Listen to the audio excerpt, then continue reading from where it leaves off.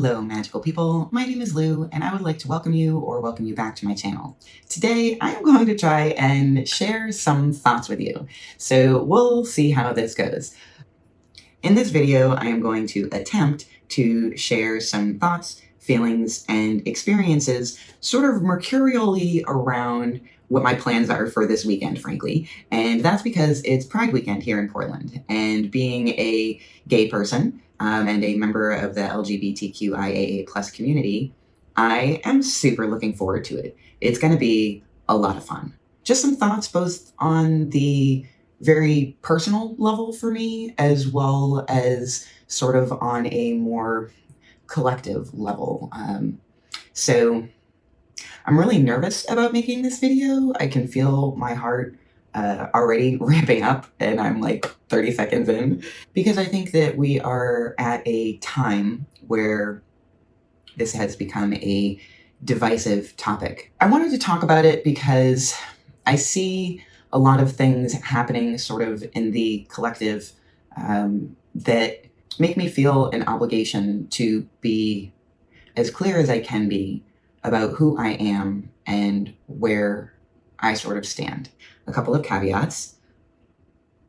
I'll probably ramble, and hopefully I'll make some points and that you will find interesting or thought-provoking or entertaining. But this is still a little bit of an experiment, and I think you can probably even tell from the almost halting manner in which I'm speaking that I feel a little nervous about this video. If you've never been to a Pride event before, they're really beautiful. It's a place of celebration and a place of acceptance and love. Or at least ideally. It doesn't always work out that way. But that's what the people that are showing up to celebrate Pride kind of come with, is the energy of love and the energy of acceptance and the energy of celebrating doing a thing that is difficult, coming out and being who you are, and the joy from the sense of community connections and just the feeling of existing in the world after that coming out has happened. And I've come out a few times in my life. The first one went pretty bad and had nothing to do with sexuality or gender, had to do more with religious beliefs. And I think the way that first coming out went in my youth really impacted later coming outs. So it's something I've done a few times in a few different arenas, so to speak. And the time that I came out as gay and the time that I came out as Lou, I kind of look back on as these periods in my life. I refer to it as sparkle vision. And it's when, for me, and I speak always only for my own self when it comes to experiences and how they impacted me. But for me, this period of sparkle vision, it's basically like there's this, well, for me anyways, it was a very slow buildup, and then a repression, then a buildup, then a repression for like decades of my sexuality. And when I finally looked at myself in the mirror and said to my own self out loud for the first time, "Oh, you're gay. That's it." It was a really strange moment because it was both a seismic shift and also nothing had really changed. Like that's who I'd always been. I'm getting off track here. So I have some really fun plans for this weekend to get together with many members of my community and be in a place of mutual support, love, and understanding and celebration. So I'm pretty excited about that. I think it's going to be a really good time. I'm really looking forward to it. I'm going to get to go dancing at least 3 different events, and it's going to be awesome. There's going to be so many amazing people. It's going to be total eye candy, and I don't even mean in terms of like scoping people. So yeah, anyways, I've gone off on tangents that will most certainly be edited out. I'm going to try and keep myself on track here. Again, thank you all for being here and for sticking with me through this process that is hopefully a lot more painful for me than it is for you. But anyways, yeah, this weekend, lots of fun plans. There's going to be a lot of color, a lot of sparkles, probably literal, but I actually mean metaphorical. It's going to be a really good time. And I am also nervous. Even though I am privileged to live in a city that is kind of known for being accepting of the LGBTQ plus community, that doesn't mean that I haven't seen things shift in the last several years. And I have many beloved members of my family who are in the trans community, and they also have experienced a shift. And man, transphobia just feels like it's everywhere, and homophobia as well. And it's a heartbreaking thing. We're in a time here in the US where I think it's over 500 or 600 bills at this point, just this year alone, have been introduced. And the aim of this several hundred bills is to roll back, restrict, demonize different members of the LGBTQ plus community, particularly transgender folks. And even with all of the many privileges that I have, it's very clearly just a scary time for queer folks. I heard about a poll a couple weeks ago that talked about how on both sides of the political aisle here in the US, and for the first time in many years, we're seeing that support of the LGBTQ plus community is going down. And I personally believe this is due to the fearful and just outright hateful rhetoric that we have seen coming from the top down. And it's heavy. It's heavy on my soul, the way things are right now. We see in our political leaders just some really overtly awful language coming out of people's mouths with regards to members of the LGBTQ plus community.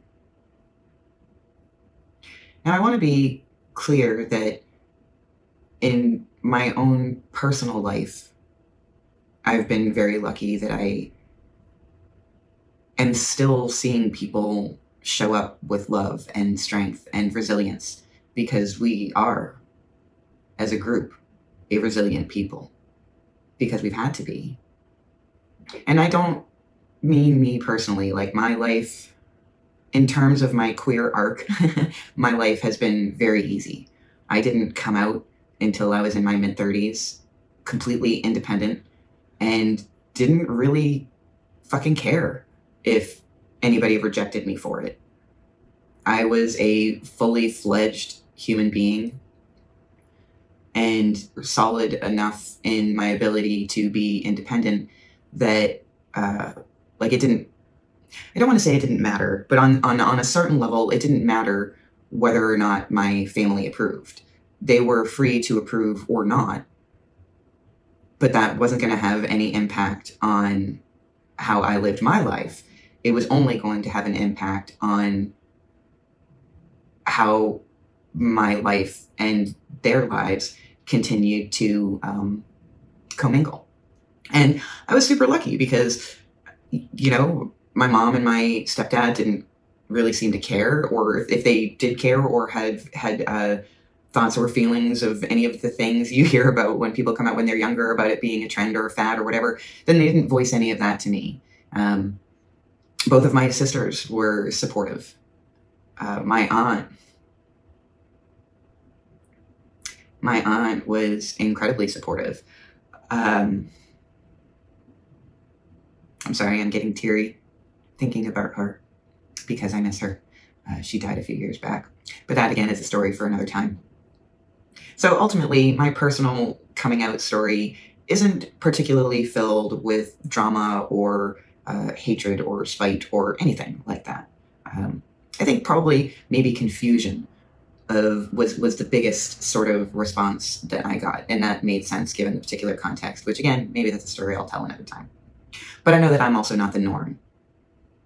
I've heard both through personal relationships as well as just, through different media. I mean, we've all heard horrific stories of people coming out and being kicked out of their homes, being expelled from their families or their communities in some way. I mean, 40% of houseless youth are members of the LGBTQ plus community. That's a pretty staggering figure. So not only have we been seeing this rhetoric trickle down from the top of our particularly political sphere, but I've also been seeing this interesting retraction pivot ramping up. There's so many different words for it, but in the media and in the sort of parasocial relationships that I have. In the past several months, I've had several different sources of media that I follow that have made this pivot and this retraction of support in a way that I found really troubling, and I felt a little blindsided by it. And like, I'm not really on social media. I'm not on Twitter. I have an Instagram and a Facebook. Don't really use it very much. The exception is YouTube. I'm on YouTube quite a bit. That's pretty much the only real screen time I have is through YouTube. And also, obviously, I'm a very small content creator. Well, I mean, I'm not personally a very small content creator, but my channel is a very small space. And so, you know, I'm on here quite a bit. This is really the one social media platform that I spend time in. And there's this one person who I've been following for a couple of years who is a energy healer. And I pretty much always found the content of his that I'd followed to be pretty innocuous and light-filled, and which is why I kept going back to it and talking a lot about love and wanting to hold the energy, hold the vibration of love, and yet also recognizing boundaries, and that holding the vibration of love and trying to embody the energy of being a loving person and a compassionate person doesn't negate the need for boundaries. So, you know, we kind of talked sort of mercurially about things that I was already kind of on board with and interested in. But then, I don't know, a few months ago, he kind of went on I think it was a live stream where he was talking about this dark agenda that was out there. And I will say that there are definitely people who have dark agendas. But as he kept talking, it really sounded like he was making an argument that, like, the dark agenda is being proposed by gay, queer, and trans folks. And I was a little shocked. I really didn't see that coming because I just didn't see it coming. Maybe I should have. But it surprised me. And it perhaps caused me to realize that I had to be paying more attention to where I put my energy and the people who I support with giving them my attention and platforming them. The obligation that I feel for being a responsible consumer, I guess. There was also a situation a couple months back on a much smaller live stream that I participate in regularly with people that I've been interacting with in the online space for, I don't know, a couple years, close to a couple years anyhow. And many of the people in this space are also people that I've had like video conversations with, like offline video conversations with. So it's definitely moved out of that place of parasocial into just being social. And I just happened to stumble into the room at this one moment where there was a lot of really overtly transphobic language happening. And it really surprised me. And I am not a confrontational or fighty person in any stretch of the imagination. If you know anything about Enneagram, my lead Enneagram number seems to be 9. And my tri-type seems to be most likely as being 945, which is triple withdrawn. So when I say that I'm not an aggressive, fighty person, that is true. That doesn't mean I'll never stand up for something when a moment comes. It just means that my version of standing up for something is probably going to be a lot less aggressive than maybe other people's might be.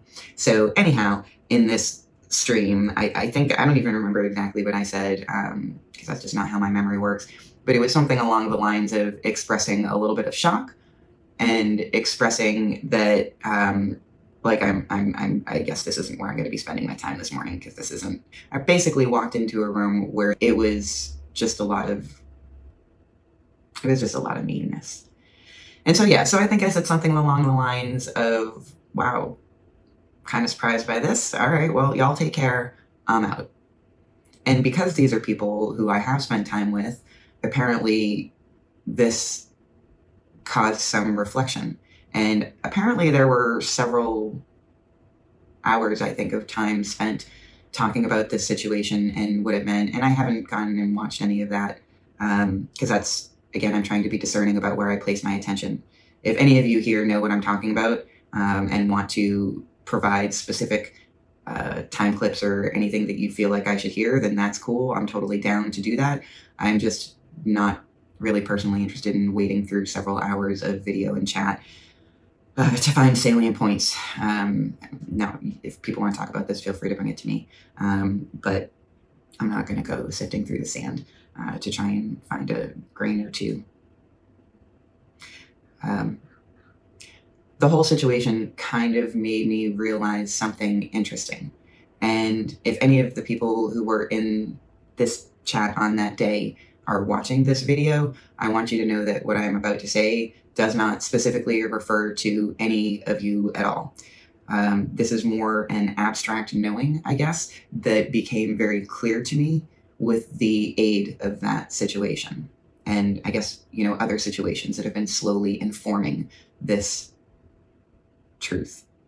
And that is this, that I am not really interested in being the visibly gay person that everybody's okay with and that everybody likes and that everybody doesn't have a problem with, so that they can use me as their gay friend to cloud their own vision from their own transphobia.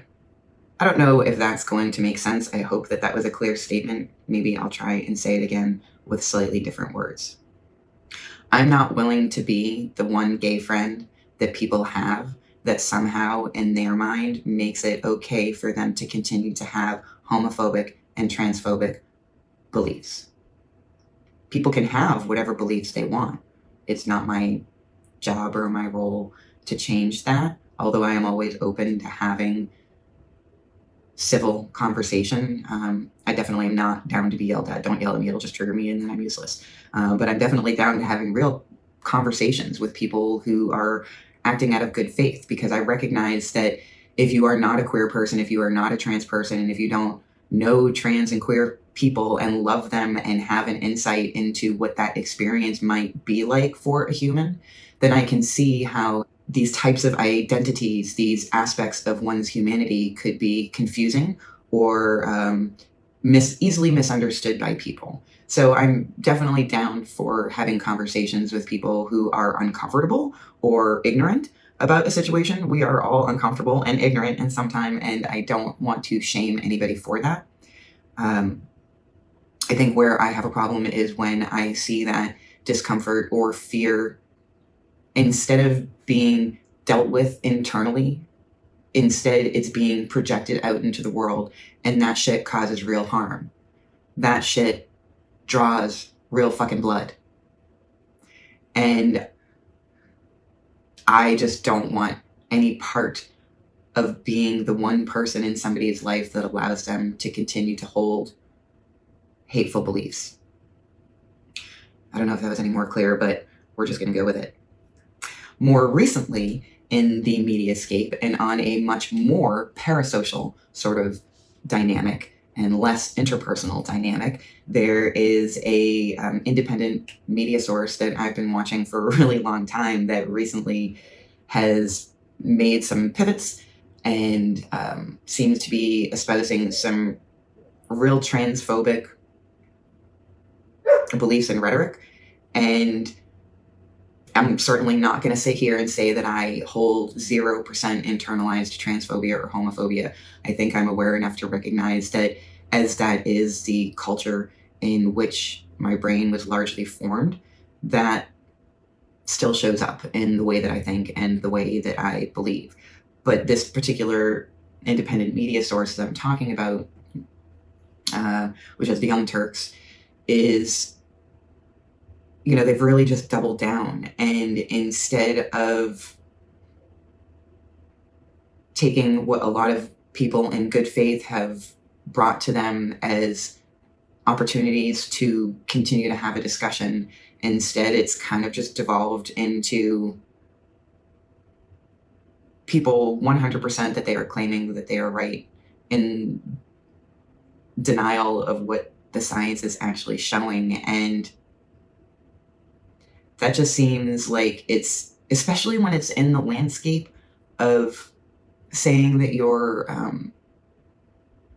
home of progressives. Like, I don't know. I don't ever want to say that my mind can never be changed about a thing. Like, good God, I hope I never stop being open to new salient information that will allow me to continue to hone in on what I find to be more concise, universal truth. Like, I feel like that's just part of who I am is, while I may be resistant to information, I don't want to be closed to information. And I say resistant because I also try and be discerning. And also I'm personally just stubborn as fuck. But I know that I also can be talked around if somebody can provide sufficient information and convince me using actual logical information. Anyways, I guess what I'm saying is the doubling down of TYT and saying that they're right, which has then kind of resulted in like demonization of all sorts of people. It's just devolved. The conversation has devolved. There is no conversation happening. And it's super disappointing. It's super, super, super disappointing. And so harmful when your allies start coming for you. When people who have continuously stated that they are your allies start name calling and being overtly vicious to people who are in good faith trying to help them understand how their ignorance is hurting people.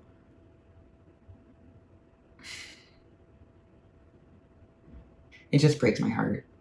The whole thing just breaks my heart. And I know that this is, what I'm about to say is perhaps unfair in a way, but I feel especially, I guess, abandoned by Anna Kasparian. And I think that's in part because she's a woman, and I guess on some level sort of expect men to be disappointing. Sorry, guys. But it just always stings a little bit more when it's a woman who does something awful. I'm not saying that's right of me or good. I'm just saying that's where I am. So please don't come for me. Or if you do come for me, I guess recognize that I'm a human with my own biases, like I said, that do shape and inform me. And also history, man. Like, just history and like reality and statistics. Like, I think I just expected more from TYT. I think I just assumed wrongly that they, Anna and Cenk in particular, were going to be more open to having a conversation about some of the more nuanced and divisive aspects of transphobia. Like, there's the part of it that says trans people have always been here, will always be here, and deserve human rights. Like, trans rights are human rights, right? Like, there's that. And that is just so, in my mind, like, that is just so overtly obvious. I can recognize that there are aspects of gender affirming care, for example, that are very nuanced and that require thoughtful, in-depth conversations, particularly when we're talking about children. I understand that although all of the science indicates the advantages of gender affirming care for children, including puberty blockers, I understand that all of the science is very solid on that. And I also understand that this may be a new concept for people and that they may initially come from a place of resistance to it. And I am willing to be patient with those people and have that conversation and allow them time. It's disappointing that these folks that I have looked up to and appreciated and revered are falling so, just tripping over their own feet and falling on their own faces in this particular part of it. And that there is no awareness to be like, all right, I've heard from so many members of our community that maybe this is calling me to take a pause. Like, if everybody in my life, or not even everybody, but if 80% of people in my life started telling me that I was wrong about a thing, at the very least, it would cause me to take a moment of self-reflection, particularly when that 80% had previously been appreciative and on board with where I was. So it's like, I don't know, folks. It's so disappointing. The whole thing is just so fucking disappointing. I don't even know what to do about it. It's like, I see all of this shit popping up everywhere. And okay. This next thing is not something that I have seen coming up in my personal life yet, and I really hope it doesn't. But I have seen this come up a lot in the media space, this discussion about whether the LGB should be separating from the TQ plus aspect of the rainbow. And like I said, I'm super lucky in that I have not seen that show up at all yet in my personal life, and I'm really, really grateful for that. But I am seeing this conversation happen online and in the media, and in the UK, there was recently a court decision that brings this conversation to light as well. And I find it really scary, and I also find it really, in some ways, not surprising. Like, history has shown us that when you have a group of marginalized people, when one portion of that group attains rights previously not existing for them, they are willing to go through the door and shut it behind them against marginalized members of their own group. We've seen it happen with the suffragettes movement here in the US, with white women and sort of leaving behind people of color, women of color. And we're seeing it now. We saw also happen historically in the gay liberation movement, where cis white gay men were able to achieve, as a group, not as an individual, but as a group, more access to rights. And we're kind of happy to stop there. And I can understand human psyches being what human psyches are, how that happens. I just don't want to follow suit with that. And the fact that I am, cis-ish at the very least, right? I'm definitely cis-ish. I don't know. Again, a conversation for another day, because it's not something I really have a whole lot of understanding about myself. But suffice to say that I do not have dysphoria, and I am non-conforming. So in terms of presentation and in terms of biology, I guess, I don't know. Like, it's a really complicated conversation to have, both on the macro and on the micro. And it might be just because it's most likely, anyhow, I'm an INFJ, which means that my subjective knowing functions are not in my conscious awareness. So I struggle to have an understanding of self and where I land on the gender spectrum. Yeah, I don't know. So we'll just say that I'm cis-ish for now. But yeah, so anyways, my point is, oh my God, thank you all so much for putting up with my rambling here, if you're still with me. And yeah, anyhow, so being at the very least a cis-ish white person, I obviously come with a pile of privileges. And I don't want to be the person that doesn't use those privileges to continue to show up for people who may not have those same privileges. So what I'm saying is, I stand with my community, and I consider my community in this regard to be the full spectrum of the LGBTQIAA plus community. I'll not be leaving anybody behind. And I know that is, for some, going to be a divisive thing to say.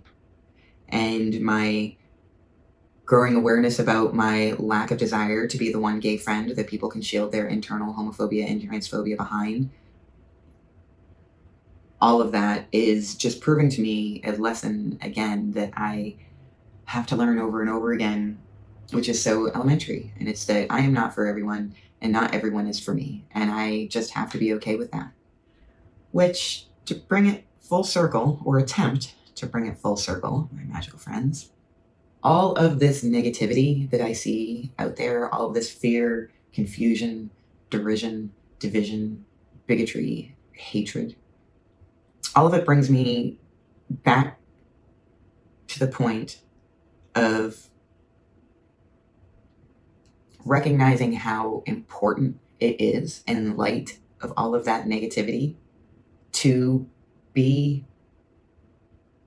out, to be this Pride weekend on the streets, laughing, loving, caring for ourselves and other members of our community. I think it is important for us to bring joy to ourselves and to each other. I believe that particularly in light of all of the awful things happening in this arena right now at this time. I mean, I could go on for hours about how in some respects, life just feels like a series of dumpster fires all over the place, like many different lenses that we can look through. I feel it is harder than it has been to tap into that sense of hope, which makes it so much more important to be in that air of celebration and celebrate those of us that have survived to this point so that we can continue fighting for another day and fighting for another win.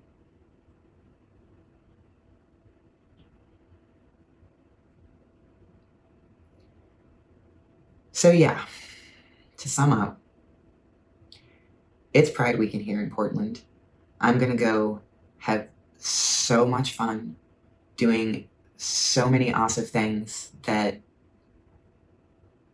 if I weren't me, I'd be envious of. And that's going to be a match in the darkness that helps fuel the light. Because it does feel like there's a lot of darkness right now.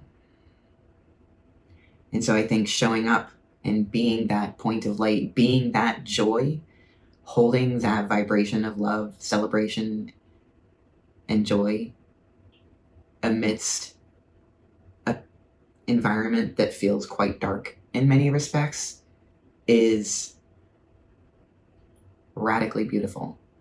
And I'm here for it. After all, my name, Luminix, literally means bringing light to the darkness.